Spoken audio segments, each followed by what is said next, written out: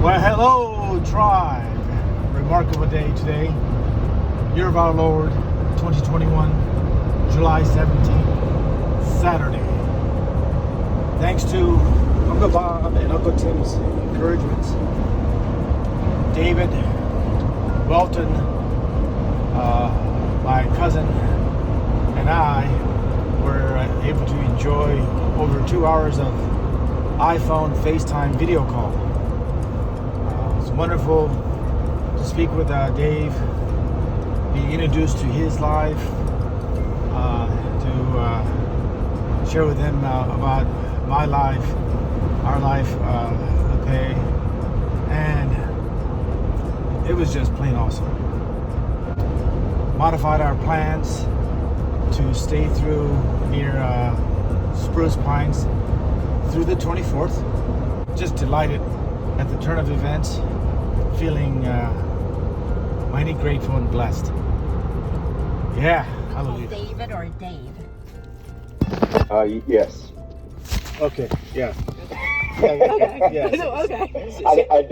I don't have a preference. Okay. I've been called a lot worse. So What's your middle name? Alan, Alan. Oh, Okay, David okay. Allen. Welton. Yeah. I'm not surprised. I go by Chris and Christian equally. Okay. Matter of fact, lately I've been reclaiming the word Christian more because I feel my faith in Christian principles has gotten deeper. Surviving wife. Yes, and so she told me. She said, we talk, once a week, several times a month, and we just catch up, And so usually it's just small talk. How you doing? How's the garden? How are the kids? I have two children, and so she says, but she says, hey, I have something really interesting to tell you. You're not going to believe this. You remember Uncle John was in the Army? And I said, yeah, I remember that. And Uncle John, my memory of Uncle John is he was just the sweetest guy, but he didn't talk very much. And he passed away a long time ago. It feels like a long time ago. I don't know exactly when it was, but long enough to where I just never really remember conversations about him and his history and his Army history, and so I didn't really know anything about him. I just knew him and his wife. And so she said, Uncle, do you remember Uncle John was in the Army? I said, yeah, I remember that. And she said, well, he was stationed in Korea. And I said, I think I remember that. I thought it was either Korea or Vietnam, but I remember that. And she said, well, this person has reached out to Uncle Robert, and through Ancestry.com, and I know what Ancestry.com is. I've never used it or wasn't familiar how the process worked. And she said, well, so you do this, you give a DNA sample, and they start to match through DNA. And so Robert was contacted by this person out in California who is most likely Uncle John's son from when he was out in Korea. And that, I have to tell you guys, I was shocked. Again, because of what I know of my uncle, which is not a lot. Yeah. And he was not a talkative man. He was, and of course I was young and I was only really interested in myself, very, very self-centered. And so I never really, from my end, instigated a discussion about things like that. But gosh, I'm just so interested. In my small little world here, I've only kind of read about things like this or heard about things like this. So, I know, right? Yeah. So I would love to hear from your perspective how it all kind of started. Obviously, you knew growing up that you were adopted, and at some point, because you're now how old are you now? I'm 55. 55, Yeah, yeah. I'll be 56. Yeah, so you didn't run out at age 15 looking on this pilgrimage that you're on now, but when we were at the Bulldog restaurant. Yeah, the Bulldog restaurant and then dinner. Because you remember you were saying it was out in the parking lot by the car, right? Yeah, and you said it was. I wish I could remember it because that was almost poetic. It was so good what you had said about we should not, I'm going to paraphrase you and not do you justice, but I think what you said was we should not let other people speak for other people. We should we should let them come up with their own assessments and their own opinions. And that's what I think the email helped do. Yeah. Say, this is out there, and you should investigate it. And also, between the lines, but be cordial when you are contacted. Right. Yeah. So I'm glad. Yeah, that was a lot of wisdom, Chris, that you were spewing out there. Thank you. Out there in the parking lot. And that's part of the and so then that's why I'm glad we prioritize having an opportunity to see you and Tim in Cleveland instead of point out quantitatively this happened because you got onto Ancestry, right? But qualitatively it's And because also accept you. yeah, that's what I mean. That's accepting because of your quality of your acceptance and your generosity and your courage in accepting me and showing me up, sharing with your tribe is what made all this happen. Right. You brought me into the tribe, right? You got our tribes intermixed. Yeah. But how could I not? And I remember the parting words from Uncle Tim is that you should go to North Carolina. You should go to North Carolina.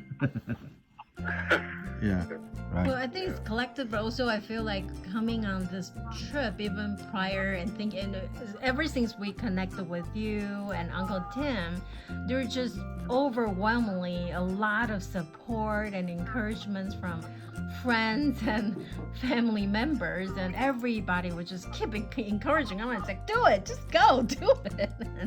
Yeah. And that really allow us. And that's you must have immersed yourself into the right circle to have that kind of follow up. We're very lucky to have very, very good friends. Yeah, you are. You're very fortunate from that perspective, and Yes. that's excellent. True That's excellent. Yeah. Oh. Yeah. Yeah, So I am so glad you called because I wanted to tell you how happy I was that you connected so well and so quickly with your nephews, your other nephews. Yeah. I was impressed. After we sent it, we said we should have done this a long time ago, Yeah. and we didn't. I wish I had, but that really was initially his idea to do that. Oh, good, And good. so you should thank him. And I said, well, Tim, you need to draft the message. You Yeah. draft it, and then I will edit it, and then we'll see about sending Oh, it the out. team effort. Good, good. Yeah. And he did a very nice job with it. You did. And so I said, well, here, let me just do a couple things, and I will happily send it. So Yeah, we're pretty sure that was what triggered their reaction, because even David on the phone said he knew about Chris in May, and it's a lot to do is what you, Uncle Bob, and Uncle Tim to push this along. So. Yeah. I mean, without you and Tim, they did.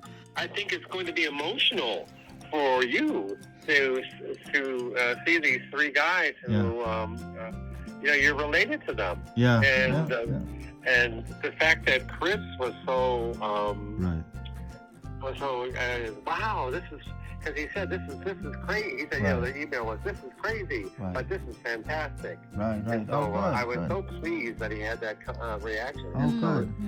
So the other two, that's really good. Well, to me, this genetic connection gives us an excuse to get to know each other. And what's beautiful is we got to know this information. And then what's beautiful is that Uncle Bob, you and us, we got to develop our start setting our own roots and develop our relationship, and that's beautiful, right? So I agree. Yeah, I totally agree. I'm open to possibilities.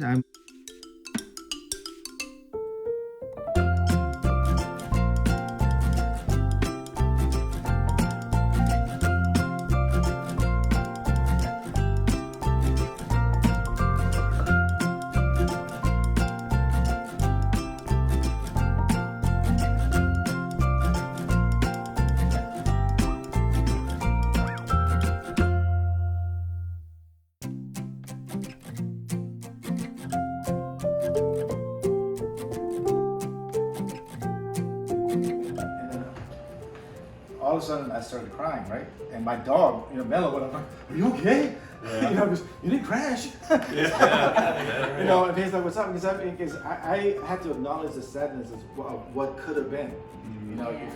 If my father would have, adopted father would have just admitted he didn't know, or helped me find him, I think we would have liked each other so much. Yeah. So I got lots of wonderful news, but some of them were sad. And so I was thinking about, hey, what could have been, and I just felt that, and then that was sad. But then I thought about that and thought, okay, in Japan, there's this, it's Japanese, kinseku, it's a concept where when a pottery that you like breaks, you put it together with solid gold, right? So I thought, okay, this pain, this sorrow that I get to feel because it's mine, with the joy acts metaphorically, right? A little bit romantic, I suppose. Is that it acts like glue for the remaining pieces that we put back together, and now it means it's greater than the sum of its parts. Now, because you chose to put it back together and acknowledge the various pieces. So I think that going to the grave, and saying paying our respects, realize the feelings that we have is going to be the glue that puts us together. Where we're going to appreciate what we have. You can't ever go back to what you never had or what you have. And you can't change anything. You can't change anything, but we can change now. Yeah. Well, everything we didn't know. Can't change the past. Everything we didn't know That's about the what I mean. past You can't change is present in the the present, Yeah. and the present unfolds, and we can choose what we exclude and what we include. Yeah. Right. And that include is there because of this emotion, both Yeah. of joy and sorrow, right? Yeah. So Yeah. that's my departing words, is that Yeah. we get to have this opportunity Yeah. to have this relationship based on joys and sorrows in this opportunity. Yes. Yeah. Yeah. Yes. Yeah. Well,